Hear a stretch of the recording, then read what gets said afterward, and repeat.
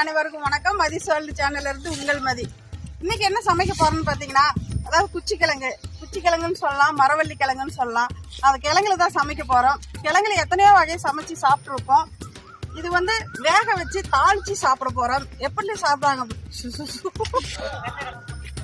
மரவள்ளி கிழங்குல எத்தனையோ வகை செஞ்சிருக்கிறேங்க. இதை தாளிச்சு சாப்பிட போறோம். வேக வச்சு தாளிச்சு சாப்பிட போறோம். எப்படி செய்யலாம் அப்படிங்கிற வீடியோக்குள்ள போய் பார்ப்போம். ரசிப்போம், ருசிப்போம், சுவைப்போம். வாங்க வீடியோக்குள்ள போலாம். மரவள்ளி கிழங்குங்க தண்ணியில் கொஞ்சம் நேரம் ஊற வச்சிருந்தேன். நல்லா தோல் உறிஞ்சி வரும்.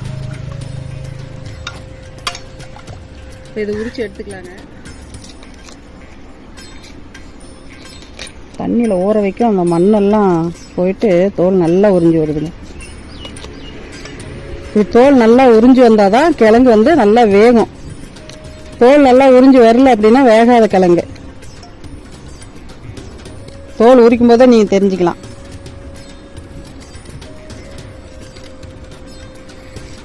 பாருங்க, இப்படி உறிஞ்சி வரும் நல்லா ஏடா.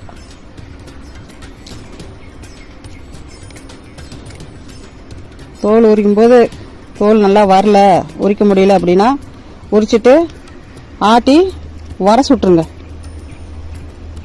வேஸ்டா போகாது.